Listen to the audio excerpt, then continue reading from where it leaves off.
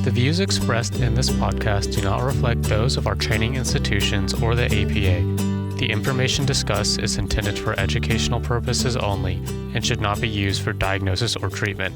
Enjoy! Hi, I'm Barrington Hwang, one of the media editors with the AJP Residence Journal. We've got Dr. Julian Raffoul, one of the journal reviewers, and Dr. Reid Finlayson. Dr. Finlayson did most of his training in Ontario, Toronto, and was originally licensed fully as a family physician, serving as a family practitioner, coroner, and jail surgeon. After some years of career exploration and his personal experience with his own mood disorders and addiction, he finished psychiatry residency and fellowship in addiction medicine at McMaster University and most recently finished a master's in management of healthcare at Vanderbilt.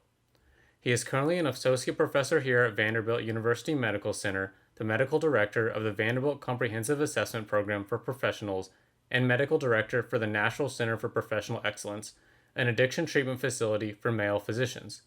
His clinical interests reside in the areas of dual diagnosis, physician health, and sexual behavior. Thanks again for joining us. Where do you think the United States went wrong in regard to attitudes surrounding addiction? Are there any policies or programs that influence this? Yeah, I think that we made a terrible mistake in the country around 1920.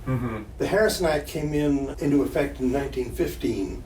And the Harrison Act was really to give doctors the authority to manage substances that affected people, drugs and other things. And it was specifically put in place so that doctors would control cocaine and narcotics. Marijuana was left out because it was felt to be useless. But the Harrison Act immediately licensed physicians, and they had over 100,000 doctors and pharmacists who got this licensure were treating people. I'm focused mainly on the opioid addiction realm. What we have to realize is that even before the Harrison Act, which was enacted in 1914 and came into effect in 15, Tennessee had an act that they called the Anti-Narcotics Act that was passed in 1913 and was implemented somewhere between 1913 and 1914. And at the end of 1914, at a conference of the American Public Health Association in Jacksonville, Florida, the first commissioner of Food and Drug in the state of Tennessee reported on a very successful medication-assisted management of opioid addiction. Morphine addiction was rampant, and there was some heroin addiction as well. And what the Tennessee Anti-Narcotic Act did was it allowed the commissioner to set up an MAT program to select doctors who knew what they were doing with opioids and opiates, and pharmacists. They cataloged the people that were doing it, got their doses, they stabilized their lives, and gradually reduced their doses. And these people continued to function at work, continued to function in families, and the thing was, pretty much a huge success. And that's what he reported on. You can read the document for yourself. Unfortunately, what happened is, on one hand, hysteria about the drug and alcohol problem. The point of the Harrison Act was not so much to stop alcohol and to stop drugs. The point of the Harrison Act was to control it and to control the abuse of people who were sensitive to addiction, people who had high tolerances and who were being sold liquor in saloons and sold opiates illicitly for profit. The public generally wanted that to stop, not that the drugs would go away. But unfortunately, the public sentiment towards prohibition continued. And in 1920, they passed prohibition of alcohol, and the drugs were influenced by that as well. What happened in Tennessee was, it was such a huge success. The first commissioner, Lucius Polk Brown, he's a distant relative of the former President Polk, Tennessee family.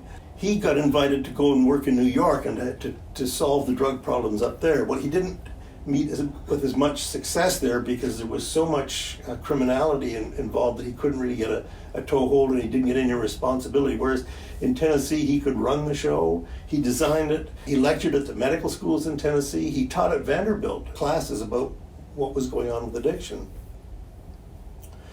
So after he left, things fell by the wayside. I think the governor changed and it went back to business as usual with opiates. But there was one Vanderbilt medical student, Willis P. Butler, and he graduated in 1911. I'm sure that he was influenced by Lucius Polk Brown, because Lucius Polk Brown was not a physician, he was a chemist, but he was responsible for the development of a system of public health in Tennessee when he served here between about 1906 and 1914-15 when he went to New York. Dr. Butler, as a young man, wanted to do public health. He was going to study bacteriology, but he couldn't stay. He didn't have the funds to do it, and he moved back home to Shreveport and took a job as a family doctor in order to keep his family going. But he was very quickly conscripted to be the public health officer for Shreveport, which is in Caddo Parish in Louisiana. And within a few years, he started an opioid MAT program, much like had been designed in Tennessee, in Shreveport, because the heroin problem, the morphine addiction was much worse south of Nashville, down by the Gulf. And over the course of 1919 to 1923, he ran a highly successful MAT program using morphine treatment, just the same way as Brown did in Tennessee. He charged the people who were more affluent, I guess you say affluent down here, but who were more affluent a little bit more, and paid for the drug for the people who were indigent. He managed to sustain people again in jobs, in families, doing well on high doses of morphine, and then quite a percentage of them he managed to taper off, and they continued to stay off it. Well, the outstanding thing about this, and this is what we've all forgotten, if there is no demand for addictive substances, the supply goes away. And what happened in Caddo Parish, and is well documented in interviews with Dr. Butler later on, is that they stopped the morphine trade and they stopped the heroin trade. And the whole county was free of drug. It was miraculous. It's like what happened in Portugal some years ago when they decided to treat addiction and stop criminalizing it. So it's a model that I think has been shown to work very, very effectively in the distant past. But unfortunately, around a century ago, the Prohibition movement allowed the Treasury Board, in a meeting that had nothing to do with physicians, nothing to do with healthcare, was strictly a monetary decision. They decided to tax the transport and manufacture of opioids. And so they started looking at the people who were using high doses, what we would call addiction. They started looking at them as criminals, prosecuting doctors. William White has very interesting papers on this. The punishments for illicit use of opiates, narcotics, went from a fine all the way up to execution. And between the years of 1920 and about 1938 or 39, there were something like 20,000 physicians were prosecuted for trying to treat addiction. Now, I'd want to make the point that not every doctor treats addiction properly, and there are bad apples that would just prescribe addicting drugs in order to keep their practice going and make more money. But all that went beside the board. What happened as a result of these unfortunate circumstances in the Treasury Board is that we changed our whole attitude and made addiction a criminal affair.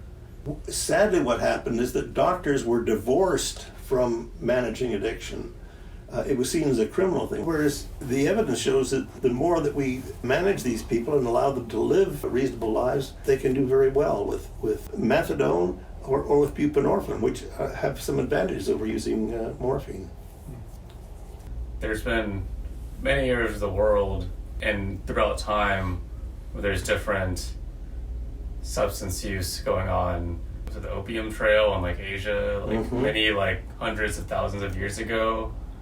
It's almost as if there's always some sort of substance that changed society in some way, and it makes me kind of hopeless. I don't know if you have any thoughts about that. One of the things to bear in mind is that we now have the ability to manufacture a lot of these chemicals and really intensify the effect just by changing some parts of the molecule around. Codeine and morphine are natural compounds in the poppy seed. The effects of those compared with the effects of just a very, very tiny grain of fentanyl, it just blows the mind. The same is true with marijuana. When marijuana was prevalent in the 60s, it was wild marijuana. I just heard somebody say that what people are smoking now is like 2,000 times the concentration of THC from genetic engineering and chemical enhancement, you know? Plus you don't know if you're getting fentanyl in it. Yeah, that's true. How did you get into addiction? What is your original interest in addiction? Well, I started out as an academic psychiatrist. I had a sort of midlife crisis in 1993. I moved and I took a job as a result of the move to work in an addiction treatment facility in Canada. It was a long stay, 30 plus days, and it was a lot of professional people. So I trained in addiction medicine there and developed interest in helping physicians who run into problems with addiction. For me, it was also an opportunity to learn that depression can be readily caused by addiction to some of the chemicals, like opiates or particularly with alcohol. And I was astounded after treating people for addiction for many years with antidepressants and so on and psychotherapy, how when people came into an addiction treatment center and stopped using alcohol, they brightened up within about 2 weeks. Very few of them persisted with the symptoms of depression. It was mind-boggling, and at that time I decided that I would stop drinking alcohol, and I haven't needed to drink alcohol for over 26 years now, and it made a tremendous difference in my life. I haven't had another year like 1993. What originally spurred you to switch from family medicine to psychiatry? Went to the University of Toronto Western Hospital for a year of internship. I couldn't decide what I wanted to do, so I set up a family practice with a colleague in a small Ontario town, with the view that at the end of 3 years the partnership would dissolve and we would go back and train. He stayed on, and I decided I would go back and do psychiatry because I found it the most challenging. I personally wasn't challenged so much by managing blood pressure, diabetes, pregnancy. I delivered a lot of babies. Other than when there were emergencies, it was challenging, I would say. At other times, it wasn't. And the biggest thing that I didn't understand well was how to work with people emotionally and how to help them work with problems of depression, family problems, grief, all those things I had no experience with. And then how did you come to the U.S.? From 1993 on until 2001, when I started here, I worked in this addiction treatment facility, which is mostly alcohol, some opiates and other drugs, and a large population of physicians. And shortly after getting there, they asked me to look into problematic sexual behavior as if it were an addiction. And so I got very interested in that. I came to a lot of meetings, a couple of very minor studies that got published, and I came to some research meetings held actually at Vanderbilt. The program that I started and evaluated in Canada for problematic sex behavior, the purpose of that was to try and deal with the problem of having men and women in addiction treatment at the same time.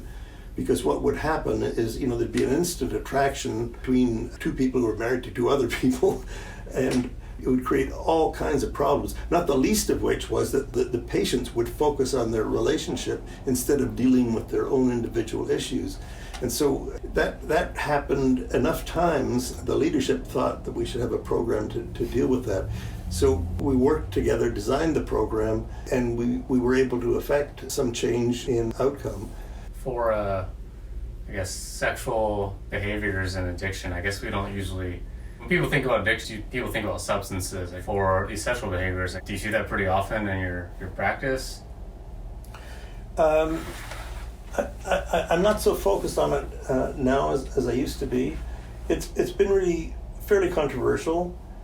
It gets into the legal aspects of the forensic aspects of sexual behavior at times. In some ways it can be similar to gambling. People will have such a drive to act out sexually that they will destroy relationships, jobs, lives. One way of approaching it is in the addiction model, 12-step groups to treat it. There are some medications, particularly naltrexone, can be used to dampen down the excessive sexual drive, which is parallel to addiction treatment. I think organized psychiatry edged it out.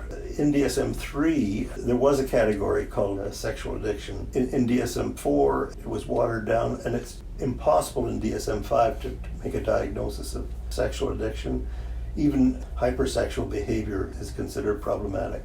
I don't know why it's been left out. Historically, been seen as an issue. The Don Juanism after the opera character, nymphomania is a term for female hypersexuality. Interestingly enough, Dr. Benjamin Rush, or the father of American psychiatry, he identified behavior like sexual addiction, wrote a chapter about it in his 1813 textbook. But it has gradually been whittled away and eroded out of the DSM, although I see that the ICD-10 has a category for hypersexual behavior. But I've always thought that careful workup, you look into the glandular aspects of it, you look into other substance use, impulse control, and so on, every biopsychosocial aspect of the behavior before you come up with a treatment plan. For psychiatry residents, and we hear about the American Society of Addiction Medicine, and then there's also the AAAP, the American Academy for Addiction Psychiatry. That's right.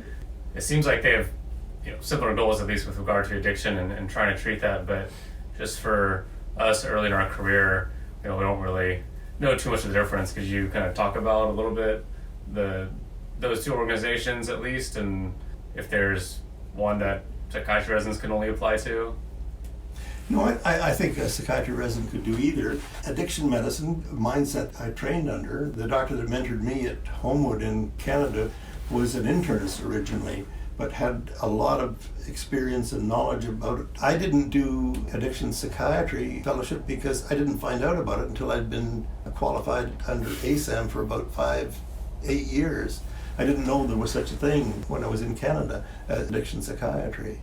They grandfathered it out in 1994, which was the year I wrote the exam and got qualified under the American Society of Addiction Medicine. We have addiction medicine fellowship here. Dr. Conley is our fellow. I feel very strongly that addiction medicine is important because we need to be able to train doctors to manage the obstetrical side of it, the infectious diseases side of it, the pain management side of it, and particularly the psychiatry side of it. And my bias is addiction medicine doctors ought to have a really solid grounding in psychiatry because of the frequency with which there is comorbidity between substance use disorders and mental illness.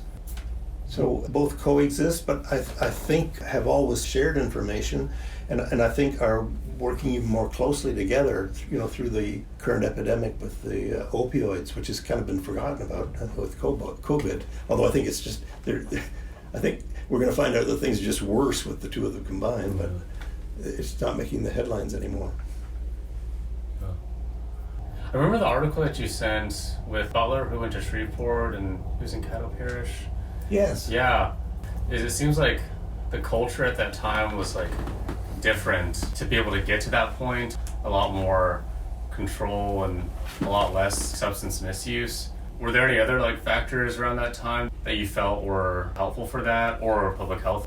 One of the main differences between now and back then is the degree of trust and open communication. Also that the doctor was considered the expert. Physicians, I don't think, have the same degree of influence in the field of addiction as they'd had back then. Now we have whole institutions that have their own views about how this situation should be handled, from the DEA to the FBI, corrections, prisons, the jails, the drug courts. It's like everybody's doing their own thing. I think if we could coordinate police, jails, courts, the courts could form a really useful function if they had more influence over drug use in the general population. Corrections, if instead of throwing people in jail and forgetting about them, correction could actually be morphed into sort of a treatment option. Back in that day, it wasn't considered a crime. People weren't hiding it. You knew who was using too much morphine because they were buying it at the drugstore or from the neighborhood person who was peddling it, because it was totally legal to sell these drugs before the Harrison Act. And now everything is kept secret and quiet. Addiction is what infectious disease used to be like a century ago. Nobody would say if they had tuberculosis. Nobody would say if they had typhoid fever. what cancer used to be maybe 75 years ago. People wouldn't talk about it. Now, it's much more out in the open. We accept it. There's a saying in the 12-step world that what keeps us sick is keeping secrets. If we're honest and open and communicate with other people, we help other people. Everything about addiction is hidden because there's so much shame about it, so much labeling, so much criminality, and we're killing people with it. I don't know how to organize it, but I think it has to be a coordinated approach if we're going to get out of this mess. Are there any challenges that you see unique to physicians that are undergoing their own substance use? Physicians can be difficult to diagnose and treat because they're exceptionally bright people, and many of them have as much or more knowledge than I do about some of these things. You can get into situations where it's very difficult to make a diagnosis and encourage the physician to get help.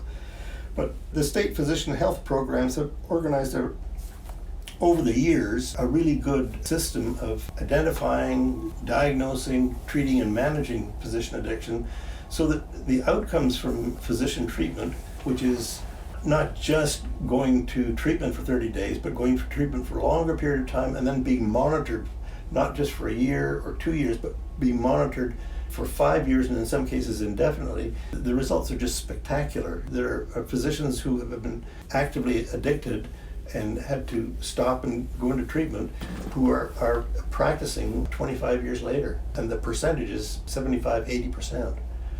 Now, the reasons for that are many. First of all, physicians characterologically are better off because most physicians have not had extensive childhood trauma.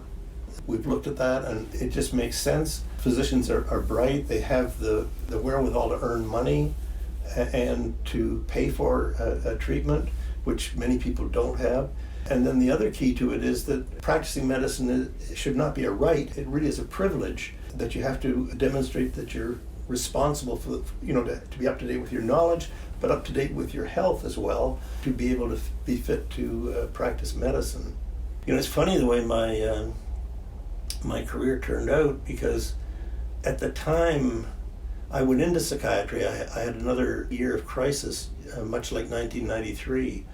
My father-in-law at the time was a practicing family doctor, and he wanted me to come in and take over his practice and to stay as a family doctor.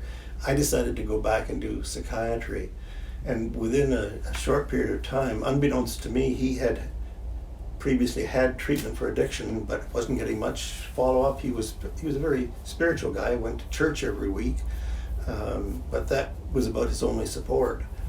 And he relapsed and overdosed and died in his swimming pool. And I didn't think about it at the time, but to me it's odd that I would come full circle and be working to try and help other physicians avoid a fate like that.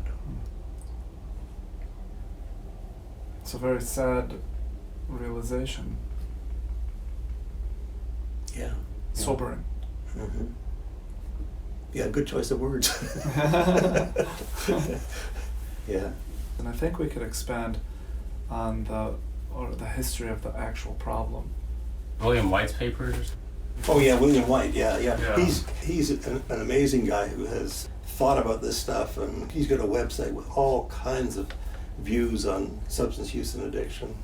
And he quotes David Musto, who's deceased now, but was at Yale University. He's a psychiatrist and medical historian. And he has a book that is really very dense called The American Disease. Mm-hmm. It's subtitled The Origins of Narcotic Control. It's sort of prophetic, isn't it? Mm-hmm. Control doesn't work. Yeah. Anyway, he goes sort of meeting by meeting through all the laws and regulations over the years that have affected how physicians prescribe. What do you see as the future of addiction psychiatry or addiction medicine? Is it going to continue to be a problem, or will we get a handle on it?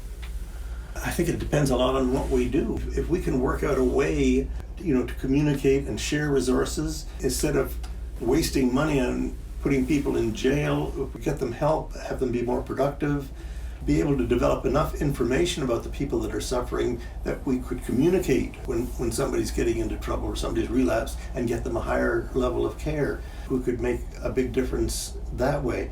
The other thing is, I think we could make a great deal of difference if we can get the physicians to be more knowledgeable, more responsive to the issue of substance use disorders. I think physicians are woefully ignorant about addiction. I don't blame them. Who wants to get involved with the law and with people that are breaking the law? It came about 100 years ago. I think physicians could be better educated, better trained, and better managed so that it wouldn't be the big deal it is today. Is there any other nuance about them, in particular to addiction psych versus addiction medicine? Because they ultimately work side by side to see the same patients, both working towards the same goal, right? Yeah. A good way of conceptualizing this is the way Dr. Markovitz has designed the Bridge Clinic. In the Bridge Clinic, we have internal medicine, we have infectious diseases, and we have pain management, and we have psychiatry. And the addiction medicine fellow rotates in there. What it really does is it allows us to sort of be a one-stop shop for many of the co-occurring issues related to addiction, intravenous drug use, pain management, because there's a big overlap between pain management and addiction. My hope is that this would be a seed to help educate all doctors so that you could manage most of the addiction problems with specialist consultation for difficult problems in whatever field. My hope is that out of this epidemic will come more opportunity for doctors to appreciate, understand, and manage addiction. In my lifetime, after the 60s and all the drugs, that was the time that methadone surfaced as a treatment. And unfortunately what happened is at the same time we were saying, this is good treatment, there's nothing wrong with these people, is we had a declaration of the war on drugs. And everything was criminal and bad and evil, and your brain's fried, all that stuff. Yeah, that was in the 80s, right? Or maybe in the 70s? No, it started in the 70s. In the 70s. Yeah. And I remember in the 80s, Nancy Reagan saying, just say no. Well, I don't think she really comprehended what addiction was all about. Yeah. It's very simplistic to just say, don't do that. Yeah, it was. I think that made it feel very criminalized. And it added to it. Yeah. And then it got conflated with poverty and lack of education and, on and on and on, and welfare queens, and I'm not giving my money so somebody can use drugs, Yeah. They're not paying any taxes, the hell with them. Yeah, it's kind of... Put them in jail. It's the stigma that you can still feel it now, 40 years later, with patients who come in. It's huge. And they're suffering from, addiction issues, and then they don't even feel comfortable opening up and telling us why they're using, or what they're using, how much they're using, or where they get it from, or how to avoid, the temptation of using drugs. Or using any substance to satisfy whatever underlying issue might be driving it, if there is one at all. Mm-hmm. Some patients have said that I just like to feel good, and I ask them, well, do you feel bad when you're not on drugs? And get variable responses, and sometimes I don't get a response. Mm-hmm. They just say, no, not really, or they'll say yes, and then that's where the psychiatrist in me wants to delve in and figure out, well, what can we do to treat the underlying condition? Mm-hmm. I know that we have famous physicians and a famous psychiatrist who were addicted to cocaine. Halsted, mm-hmm. The father of modern American surgery, and Freud, father of American psychoanalytic thought. Mm-hmm. And there was a book called The Anatomy of Addiction that goes into the history of their stories that I have yet to read. Mm-hmm. That would be very interesting to hear your take on. How cocaine use either dampened their brilliance or was the cocaine brought their brilliance out. Yeah. I think that's what the book is trying to answer. So to show that somebody who's very well regarded or has had a huge impact on the field might have been because they're always high and full of energy, barely slept, and essentially manic, in their behavior and their productivity. Yeah, Julian, that's really interesting to think about, how these substances alter the mind. I'll have to take a look at that book. Thank you, Dr. Finlayson, for meeting with us, and thank you to you listeners for your time. This is the AJP Residence Journal podcast. Feel free to check us out on Facebook, Twitter, Instagram, and YouTube. Until next time.